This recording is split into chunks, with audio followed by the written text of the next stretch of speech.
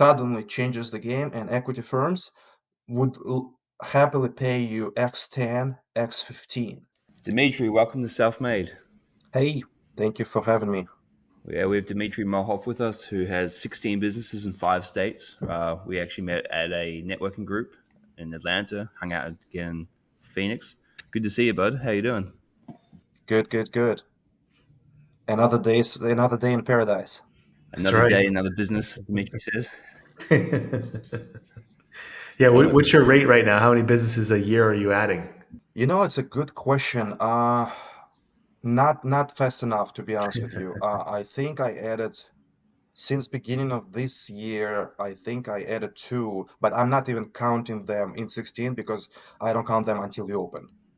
So we Yeah. have one project which we're working right now in Las Vegas. Hopefully, it's going to be coming this year, and another one in Charlotte, North Carolina. But again, they are not included in this other 16, which is already Gotcha. open and running. And how long have you been doing it? My first business I opened exactly 10 years ago. Wow. Well, why don't you give us a bit of a background, like how you got into, being a serial entrepreneur? Why don't you give us the run-up story? Sure, yeah, absolutely. So first of all, obviously I'm foreigner, right? So I came to United States 20 years ago with $300 in my pocket, literally. And I worked all different odd jobs when I arrived, and slowly kind of started learning English. I didn't know any English. I had some like relatives which I never seen before, so I came to specifically, to see them, and yeah, and rest of it is a story. I started like in construction, actually like doing stucco, and it was before previous crisis, so that's how long it was ago. And yeah, slowly then found a manufacturing job. Once I learned a little bit of English, I started working. Uh, then I grew to start doing a CNC machine operator. So I became that, learned how to do that. Kept improving my English. You see, I'm still working on my English. Accent stuck with me forever, I guess. So, and then slowly, I actually, my first company was years back. I'm even not counting this. So I opened a car exporting company, and it's just because again I was a foreigner. I had some ties in, uh, former Soviet Union basically, and I started exporting cars to all different countries over there. It was, you know, good business. I still had a full-time job, and I was doing this on the side, and then I started slowly growing that business, growing, and then crisis hit and I lost everything. Basically, I lost everything what I was doing. I lost a lot of money, and technically had to start over. So crisis hit. I didn't know what to do, and like during a year or so, prices on houses just plummeted. And so I saw opportunity. I didn't know anything about houses, so I saw opportunity. And I remember vividly, I bought a book, Rich Dad Poor Dad. Everyone knows about that book. Of course. So I read it from first page to the last page. And in that book, he says, join local real estate investors club, RIA. And literally, I followed the steps. I joined the local RIA, didn't know about anything about real estate at all. Start going to all of their seminars, to everything. Like I was just like sponge, basically gathering all information possible. Because I was in survival mode. Like again, I don't have money, I don't have job. It's scary. I have young wife. She's in school. Man, it was bad. I had like I think for 3 or 4 months I had depression. Like it was bad. So, but because of this, I kind of like knew I need to do something. And again, when I saw this opportunity, I started just taking in all information possible. So I spent like rest of my money that I had on seminars. I would go travel to like how to buy houses, how to flip houses, how to rent houses, how to do rent to own, how to do short sales. At that time, it was very popular. So I've been learning and learning and learning. The difference between I think me and some other people, which I really catched up really quick, I would learn something, I want to implement it immediately. Because for me, there was no point to go to the seminars, spend like at that time I think like $1,000 to $1,500. and not to do anything with this knowledge because I didn't have this extra money. I was putting them on credit cards. I was, like it was dangerous situation. So I knew that if I'm going to somewhere, I need to learn quick and implement quick. And so luckily my credit was okay at the time and I still had little bit money left. So I learned how to buy a house and how to do rent to own, and I really like this concept because I'm like, oh, so at that time I could buy my first house FHA with little bit money down, and again prices plummeted. So I found a house. My wife was like begging me not to buy it because it was at that time all houses was on the market like for 6 months or longer, nobody buying anything, and I'm like, honey, we need to do something, and I think I found a path. Just let me try it. And she's like, we already, not we, you already lost so much money. Stop wasting money. Let's save what we have. So she was, I mean, it was tough. She was devastated too. So anyway, I bought the house. I closed on the house. And before even I bought it, I start advertising rent to own, bought, rent to own, bought like corrugated signs, handwritten rent to own. I think I put like 15,000 down. I was fearless at that time and just flooded the whole city. Like I bought, I don't know, 500 of them over the weekend. I didn't sleep basically 2 nights in a row. I put it everywhere. And so I found like in 3 days, I found a client. And so I closed, I honestly, I don't remember. I think I spent 10K on a closing, if I'm not mistaken. Same night, I closed with the same attorney and I collected 15K, and basically so everything I invested in a closing I recouped immediately. I didn't do any renovations, anything. The guys just come in, and so this is my story how I started my real estate career. And then slowly I started doing some more stuff and more stuff. I've done some subject to existing financing. It was like I've been doing it 15 years ago, you know. Again, I'm not professional by any means, so I've done like one after one after one. I bought some land with the old mobile homes. I cleared the land, removed the old mobile homes, bought a mobile home from the mobile park, moved it, installed new septic, installed new electrical, like just redeveloped basically the lot. Then I bought another mobile home just in the same way. Then I start buying some houses and just flipping them, renovating, and selling them. And then at some point, I just again through the seminars they taught, hey, if you want to really benefit, you should open a real estate company. There is a trick. In order to technically own a real estate company, you have to be a real estate broker. Well, there was a caveat in it that you can actually hire a broker of record under your company. So I registered the company, but I had a broker of record, and so this gave me full access to MLS. Now I was able to save on the commissions, so and it was easier for me to find the properties. So I've been doing like cool stuff with the real estate, and so that kind of I've been doing it for about 10 years while I was in Florida. Uh, building my portfolio slowly while the houses was very, very cheap. Do you still do real estate today? Do you still have some of those, or did you sell it all off and switch to the business at some point? So what happened is, again, I was always hungry with cash, so that I was always didn't have enough cash. Basically, I didn't have anyone who was supporting me. I didn't have any family here in the United States. I was just by myself, and again with my young wife. She's still young today, so we have 2 kids.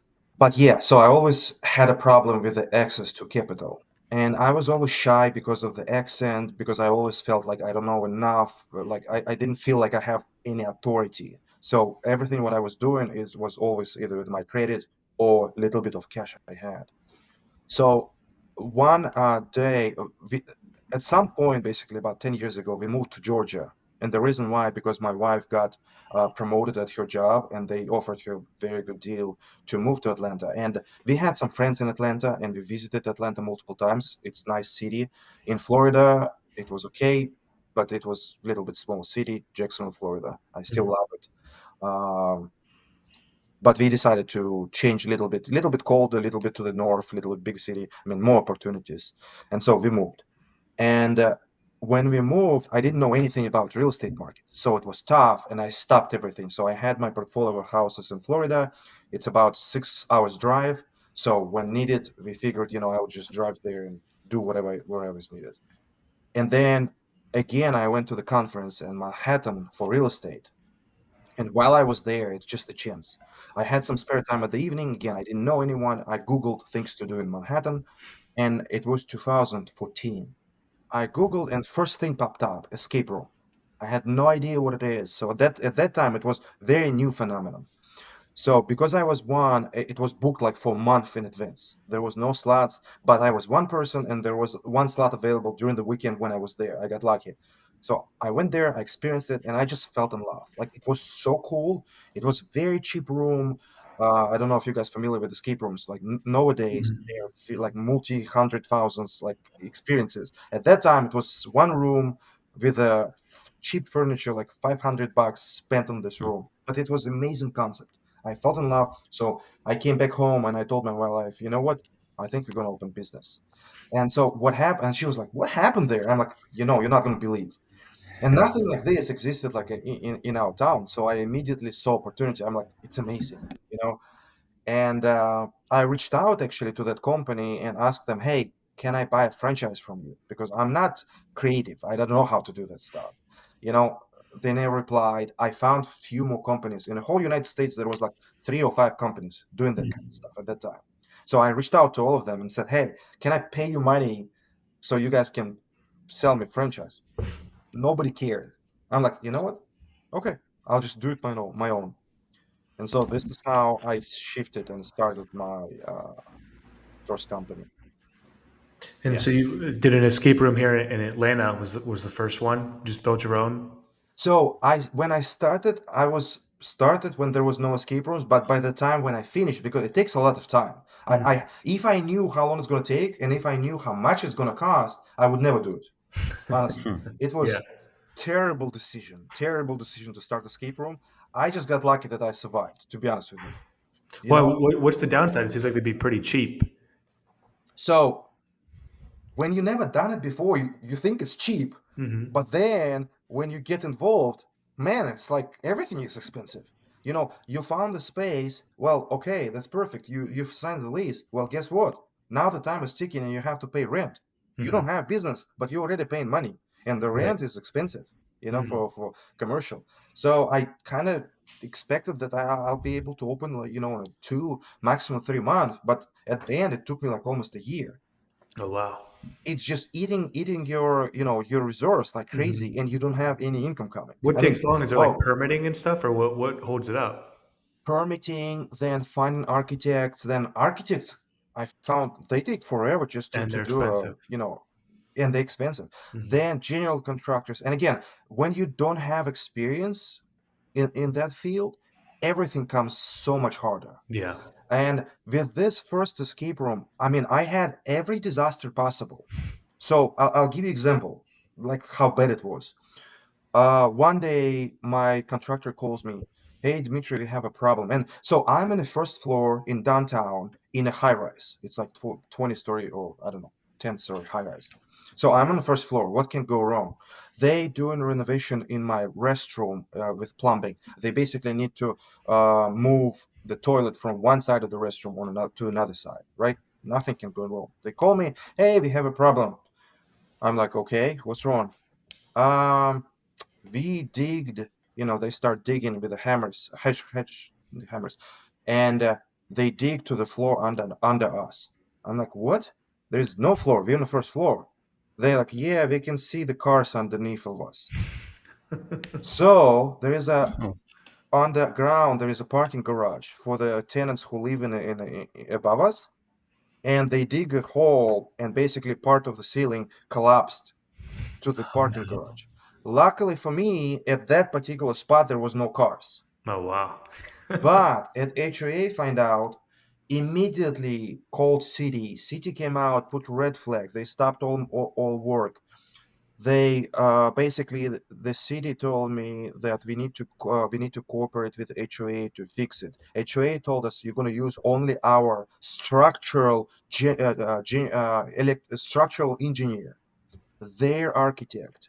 They stopped my work like for another month and a half. They gave me like any bill they would need to give me, I had to be paid. I couldn't negotiate. I couldn't find my contractor. Nothing.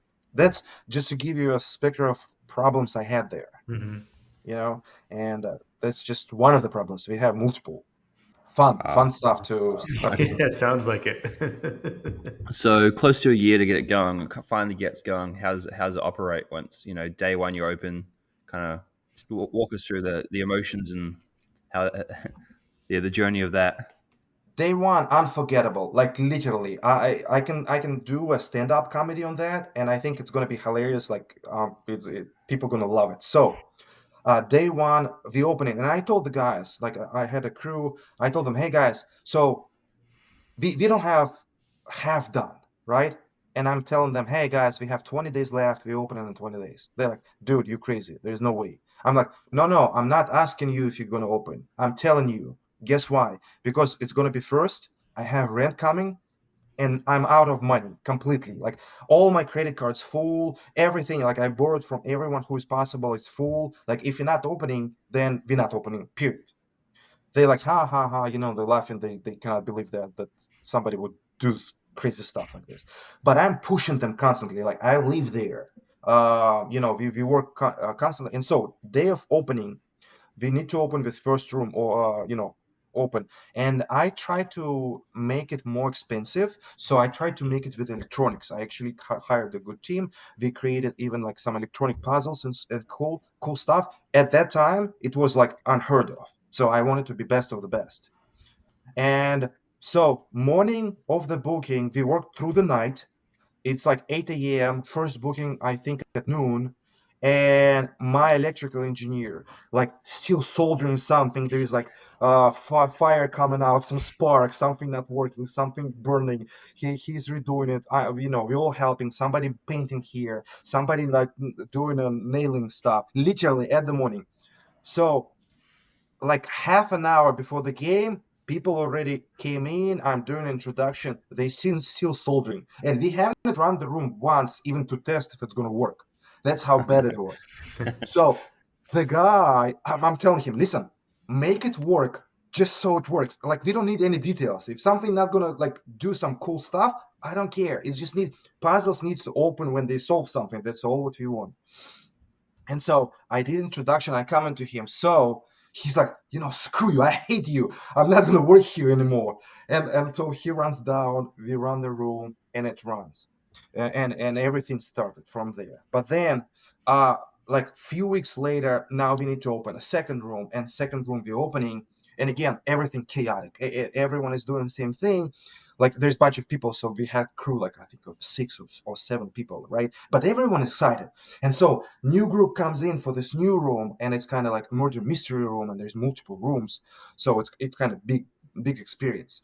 And we started the game, everyone by the computer just watching like this because it's so cool. We've never we don't know how it's gonna work, so it's super fun. So we all stay, and there's like more people over here, everyone watching, and the game started. So they start in one room, then they need to move to another one, secret room, and then there is another one, right? So there's monitors, multiple cameras, we see all of it, and game is started. So about 10 minutes in a game, one of the guys who's standing here, he's screaming, "Oh my God! Oh my God!" And we're like, "What? Are you crazy? What's going on?" And he's like, "Look!" And he's showing at one of the cameras. And we're like, "What's there?" And then we're watching. In each of the rooms, there is a camera. And we see in the last room in experience, there is one of our crew members. So one of the rooms is old restroom, and we've been using it while we're doing construction.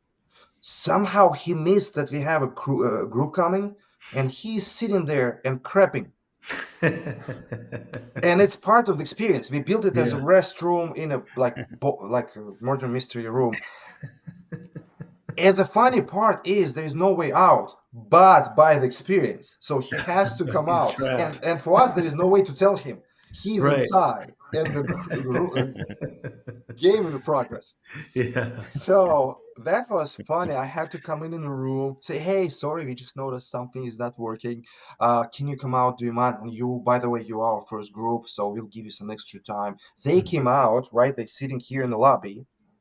I come in, open the door, and I'm, dude, what are you doing? And he's on the phone, like checking some Right. stuff. Like he's like, what? Like we had a group. So anyway, I evacuate him, but he crap there. It smells terribly. Part So of the I open, experience. I open the room. I kind of like doing this with the door, like trying to get air moving or something. And the funniest part, you should see the face of the people who came out, right? Players, because I came in by myself. There's two of us coming out, and they look at me. And I'm like, "Hi, give us just a minute," like nothing happened. And I took some extra time, wanted to make sure that air gonna, like clear. Oh man, I have some stories. That's That's hilarious. awesome.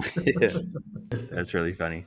So tell us how that so how did that business kind of run over the first year? Then how did you get into the spin art and to be having 16 companies and growing today? What was the Yeah. progression? So first year was wonderful. Again, I was one of the few. While I started building, a few more people started building. So technically, I opened like third in city. But again, Atlanta is so huge that it was very successful. We were booked like constantly, like literally constantly.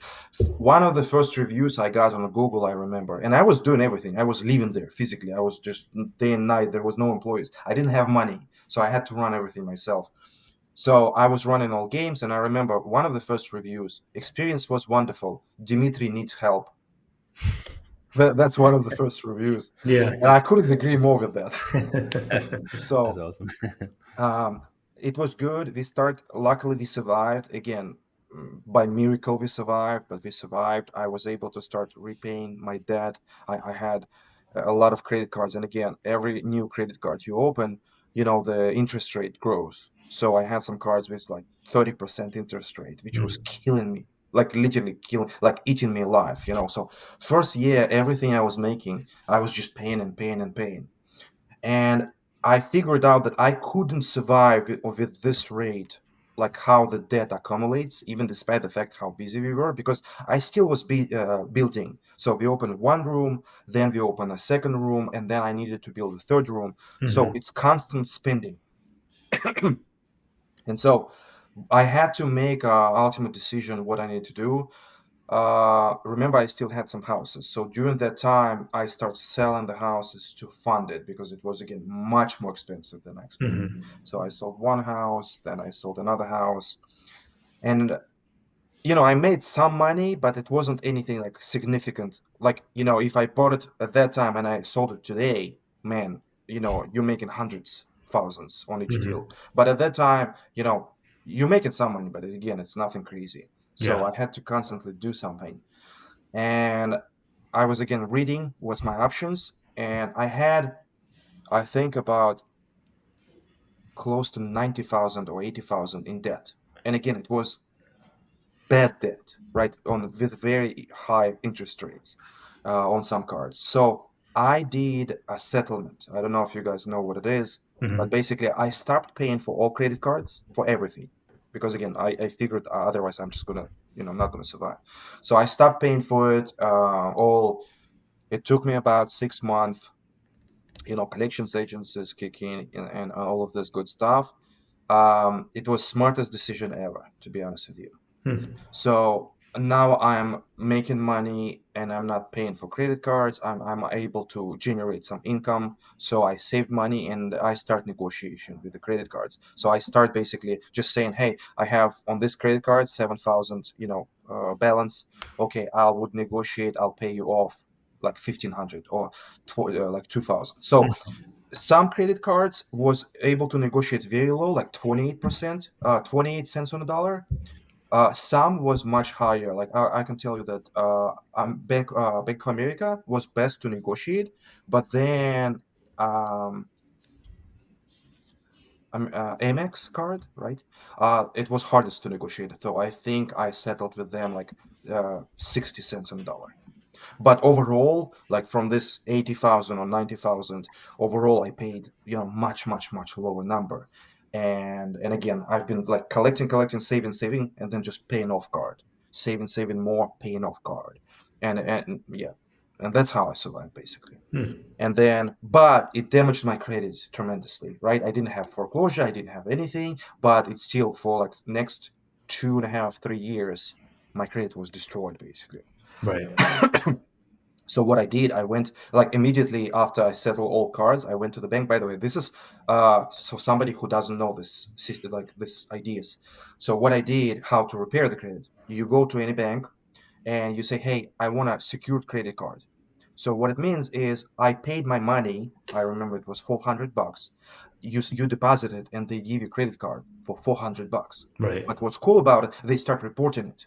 And so as soon as they start reporting it, now you have one active credit card with bunch of the settled ones, which is red flags.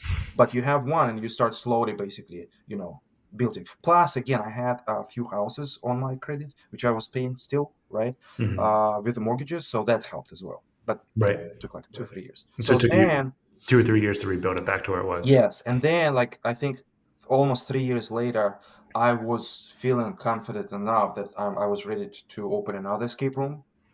And again, if I knew how hard it would be, I wouldn't do it again. It was a terrible decision. But and by the way, by that time, I knew Abraham Gray, if you guys know him. Hmm. So I kind of already started following him because again, I was one of the first with escape rooms. When he wanted to open his escape room, he came out to scout my location with his family, and obviously I didn't know, and I was working there. So later on when we met, he's like, "Yeah, I know you." I'm like, "How do you know me?" He's like, "Yeah, you were my game master when I came with my family to check out your escape room." So Yeah. it was funny. And so by that time, I knew him, and I asked him, "Do you want to be my partner?" And he rejected. He said, "No, it's not a good idea. Don't open." You didn't listen to him. Yeah. So, but I were able to do the same circle. So same circle. I again overspent like 3 or 4 times more than I was expecting. I again was in a debt. It was terrible. I almost got divorced, I think, at one point because my wife hated me so much. And yeah, guys, don't open new businesses. It's like stupid idea. Yeah, Just I buy agree. existing one. I'm 1 for 10. I've only had 1 out of 10 work so far. So I couldn't agree more. Well, somebody will ask, so what happened with my escape rooms? Hmm. The first one, guys, I still run it. It's still working. It's still generating income. Uh, I'm very happy with it, to be Yeah. honest with you. But now, 10 years later, at that Right. time, I hated it. I hated my life. So then you built two. Did you go and build another one, or at what point did you say, I'm going to pivot into a different type of entertainment? So by the time when I had two escape rooms, it took me so long again because, I don't have capital. By the time when I was ready to do a third one, there was already like, I don't know, maybe 15 of them in whole Atlanta and surrounding Hmm. area. And I figured it just doesn't make sense anymore. I felt like, because I don't want to compete with my neighbor next door. Yeah. So I start looking at another cities and another cities same way. Again, by that time, the train kind of passed, of super profits. It Yeah. became okay, you know. Right. So I'm like, man, now it's too late. So I don't want to open another escape room. And yeah. And so again, I start following some other people who's got some business ideas and what they opening, right? And I was following closely Abraham by that time, and I saw that he started opening extra places. And I'm like, hmm. So I visited his extra place, and he's like, yeah, it's a good business. It's making good money, and most importantly, it costs less to open extra and then escape room. And I'm like, how about that? So I start looking in my area, basically found good spot where there was nobody, and open extra place. So it wasn't because I didn't like escape rooms anymore. I did like it, but I'm first and foremost a business person. I Yeah. want to invest least amount of money and make most amount of profit. But because I kind of everything what I knew it's just fun stuff, entertainment, I figured I would stick with it. So I opened my extra place, and then by the time when again I recouped my money from that place, uh, there was bunch of extra places everywhere. And this is the time when it was a pivotal point to me, where now I have three locations. First, I figured that apparently I cannot be in all three locations by myself at the same time. So that was the time for me to start hiring good managers. So now that was the moment with third location. With second, I still was trying to juggle. I would go to one in the morning, another one in the evening, and they like 1 hour apart from each other. Again, it wasn't fun, but I still was trying to do it. With third one, it's like, yeah, forget it. And so that's the time where I realized I need to find a way to build a good, strong team, because otherwise I'm just going to sink. Because you have three employees at the one location today, tomorrow two of them don't show up at work, and then you have to be there, and then somebody got sick at the second location and you need to go there as well, but you Yep. cannot, and you screwed, you know so I started building a team, and by that time I figured, okay, I want to build another external place because it's doing well, but I cannot do it locally. What should I do? And I start expanding. I start looking farther and farther away, and external places by that time also in every city. And I'm like, oh man. And this is the time when again I learned that if you want to open in a different city, you have to find a partners probably or hire somebody. And honestly, I figured that, man, it's better to find a partner because partner is vested, like especially if they're going to invest money or like if they're going to have, equity, if there is more chances that it is going to be profitable versus just hiring somebody. Right. And so I've been expanding my search, and finally I found in San Antonio, Texas, like who knows how far it is from Atlanta, but for some reason there was only one extra place at the time, and it's a big city. And I'm like, man, I need to jump on this opportunity and just find somebody there, you know?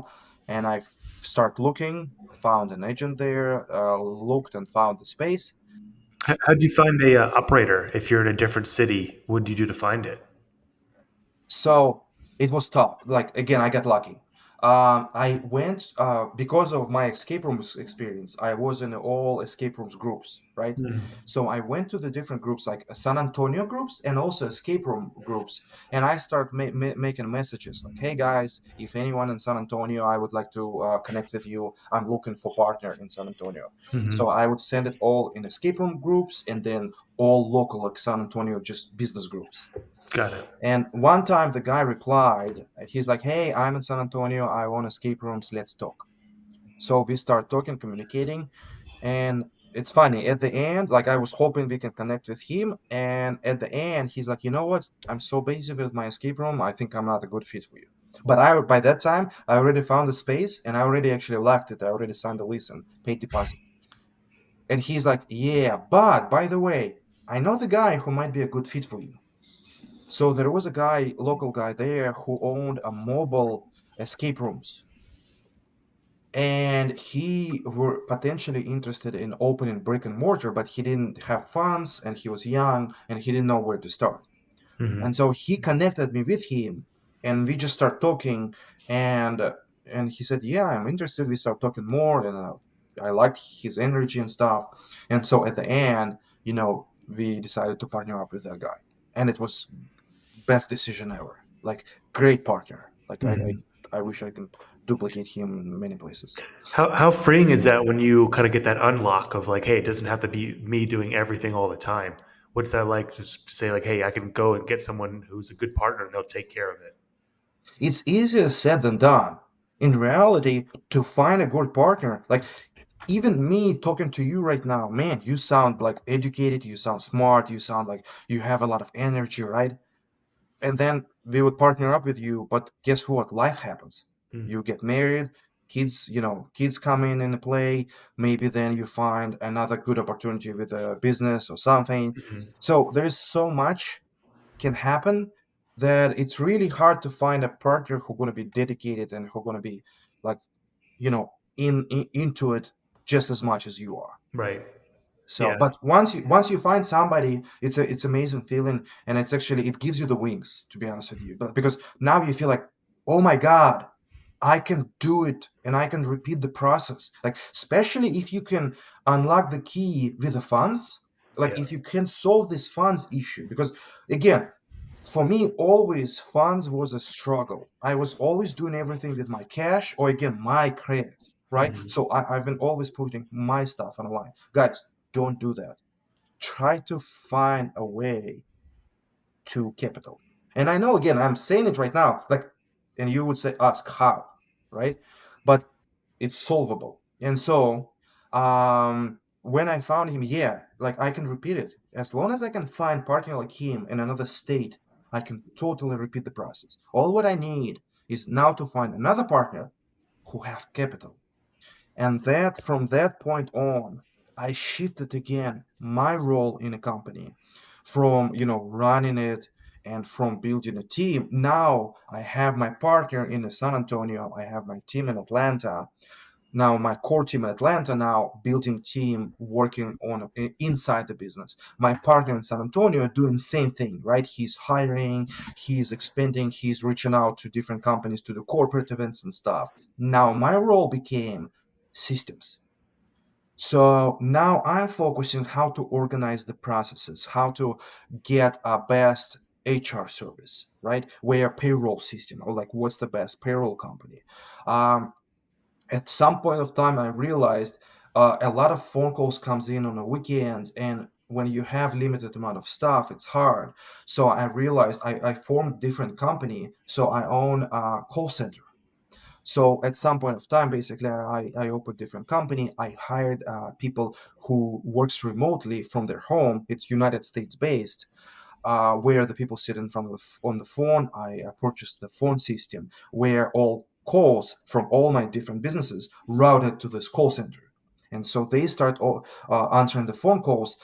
We train them specifically where they upsell, our clients. Hmm. And so my main core employees at the locations now can focus on customer service. So this is my advantages of my businesses right now. Right. Then I realized, okay, I'm building the systems, it's awesome, but again, my capital is limited. I don't have partners. What do I do?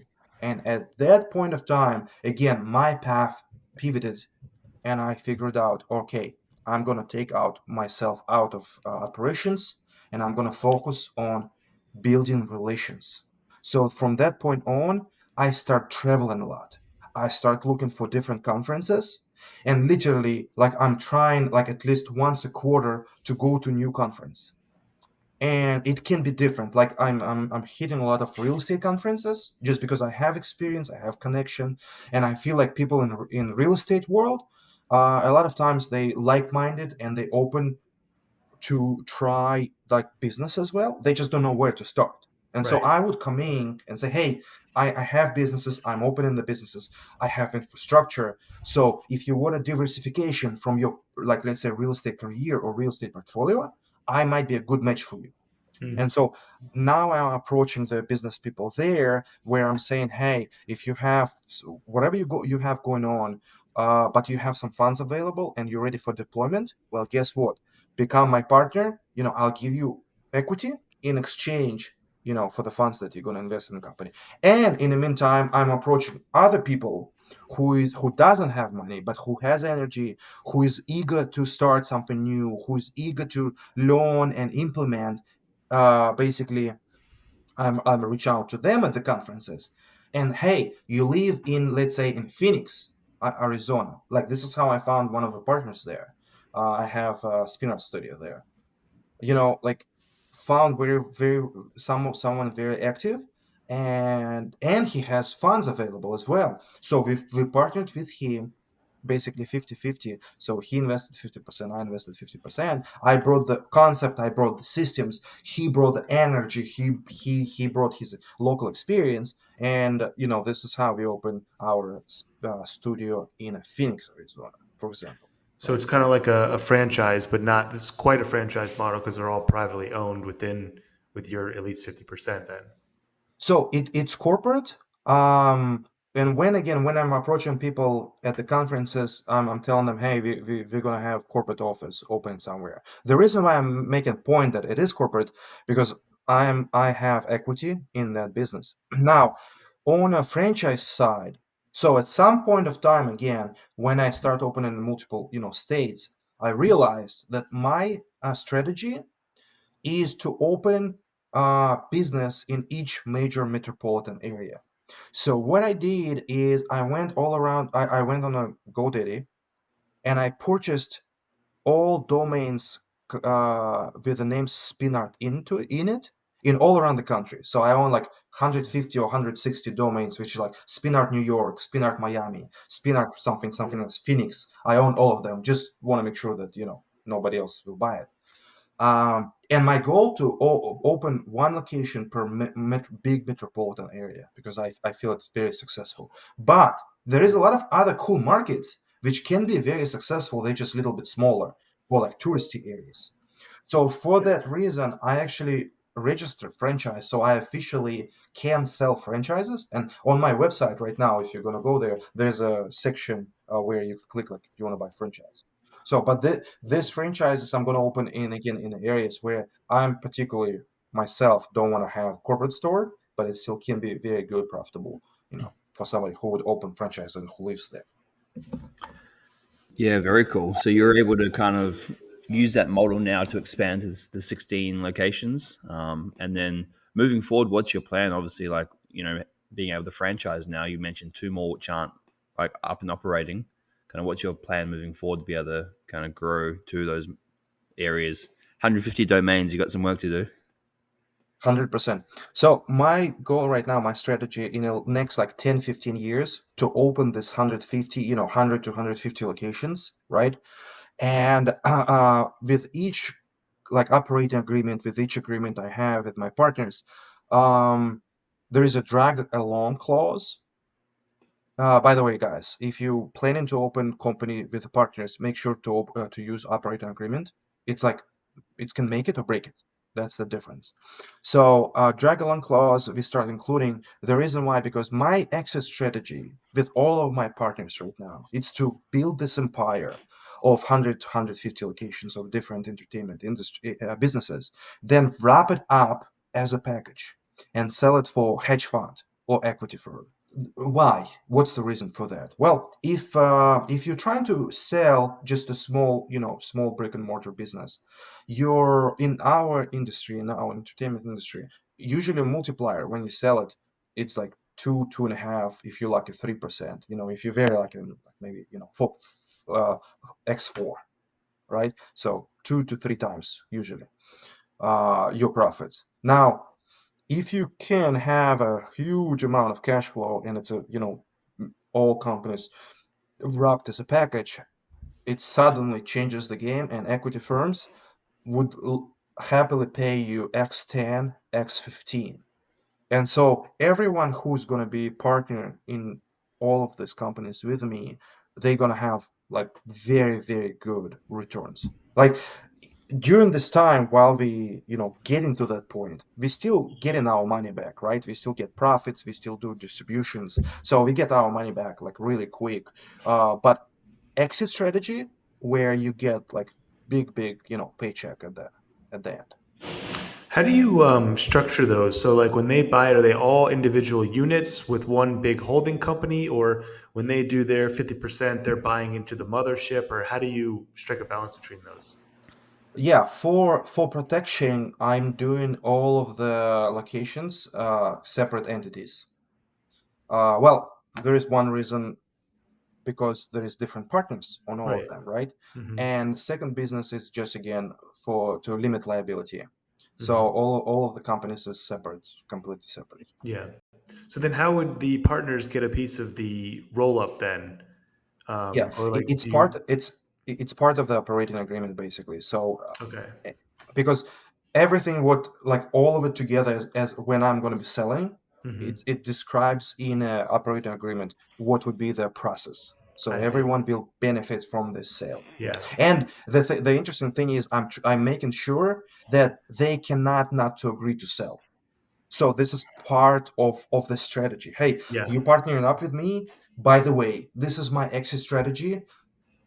Are you okay with that? If you're Hmm. okay, the language protects, because last thing we want is, let's say somebody want to buy a portfolio, right? But Hmm. then like partner in a portion of portfolio where, let's say, there's another like 10 companies in this portfolio, they're going to Yeah. say, no, we don't want to do that. Then, it can screw up like whole deal. Got it. Yeah. So then I guess you'd probably do like you'd evaluate each of them individually, and whatever their portion was would roll into the big mothership. Yeah, at the end. based on percentage. Yep, yep, yep. Yeah. Okay. Interesting.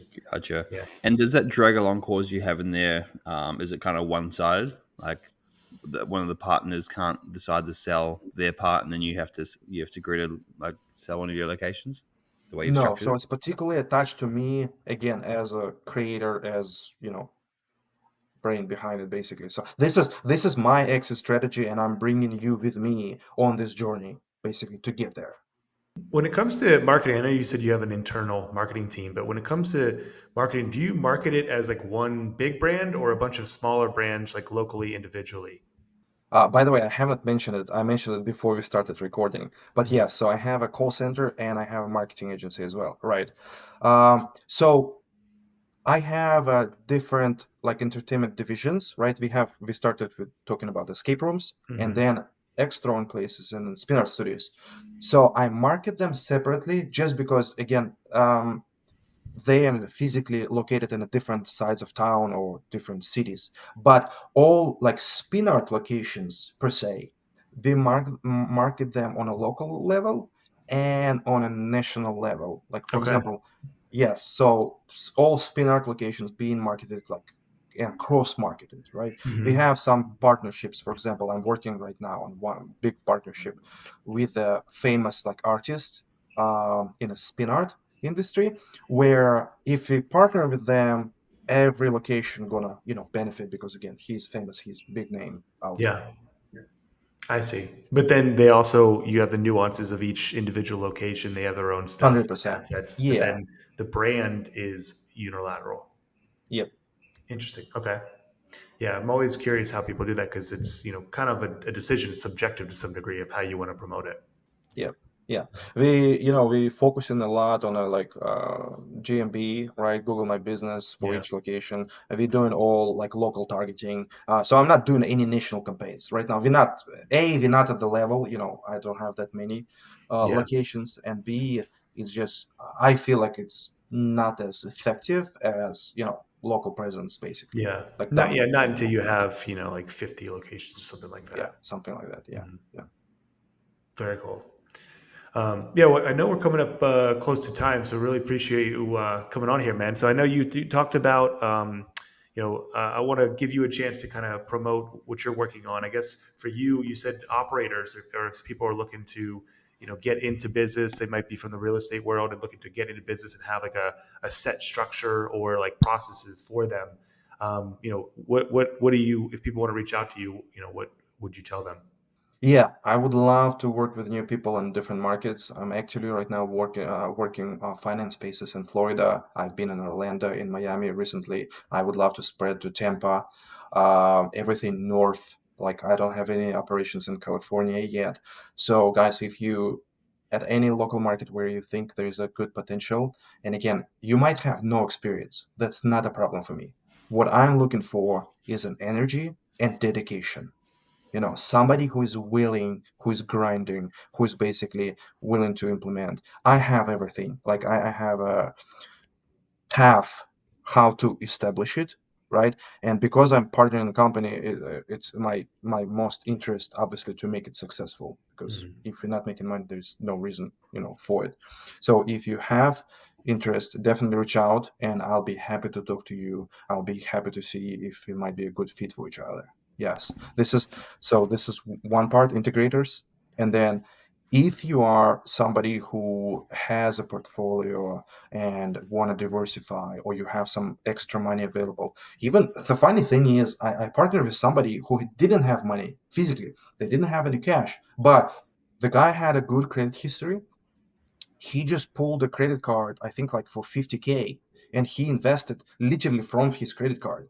You know, we basically I had another partner with cash, so there is some expenses that you need to pay with cash, like for Mhm. lease, for deposit, all this stuff. But then for build out, for materials, for all of this good stuff, you can pay with your credit card. And he was smart enough; he got a credit card with 0% MPR for like 15 months or something like that. Mhm. It's brilliant, strategy. So no money out of his pocket, he became a partner, and immediately as we start being positive, he start cash flow, and getting distributions. So Mhm. even if you don't have money but you have good credit, potentially, you're more than welcome to reach out to me and we can talk. Yeah, I'm partnering with people from small amounts, like some people just lend me money, like hard money lenders, and they lend me like 25K. I pay them, 10 to 15% interest rate based on terms, if it's short term, Mhm. interest only, or longer term. I'll be happy to partner up just like on that side, and just borrow money from you with security. Mhm. I mean, I'll do, the guarantee and stuff. Yeah. If people are interested, what's the best way for them to get in touch with you? Give me a call or text me an email. So my phone number is 770-940-4240. So it's 770-940-4240. And or email me at Dimitri at paranoiaquest.com. But again, just text me or call me. I'm always available. If I'm not going to pick up, just text me and I'll reply. Mhm. Great. Awesome. Yeah. Well, thanks again, Dimitri. That was a lot of fun. It was really cool hearing about the origin stories there of the especially the first few. It was very entertaining. Mhm. We'll have to link up again in, a month, a couple of years and see how you've gone with the journey to, you know, the PE exit. That's exciting. Yeah, thank you guys. I appreciate your time. Awesome. See you soon, bud.